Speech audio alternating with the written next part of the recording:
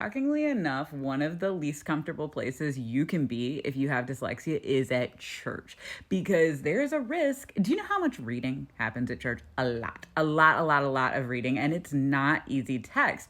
So, what happens if you're a kid, especially, you're like in a Sunday school class and it's supposed to be fun, it should be a fun activity or whatever, and then the teacher's like, oh, would you read this passage? And you're like, ugh. And it becomes really scary and it becomes kind of a fight or flight situation. And church becomes a place where you have a lot of anxiety.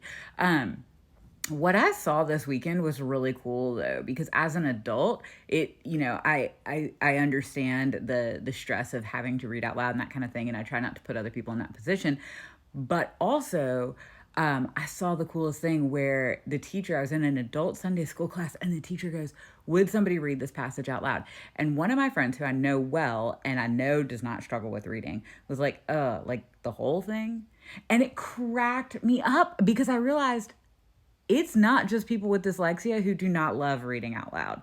And I just laughed because I was like, I love that he said that. I love that he had that confidence to just say, I don't really want to do that. And it's kind of a long passage. It really wasn't that long, which made it even funnier. But I surely wasn't going to speak up and be like, oh yeah, I'll read it. Sure. And so I just love that. And it changed my perspective in terms of, you don't have to be dyslexic to not want to read out loud. And that, I think, provided a level of gravity around reading, right?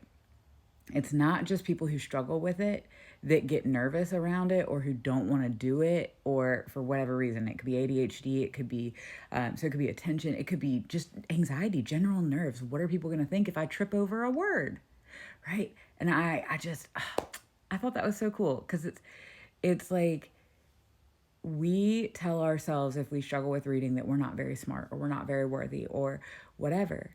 And even people who don't struggle with reading don't want to showcase or make a mistake publicly when it comes to reading.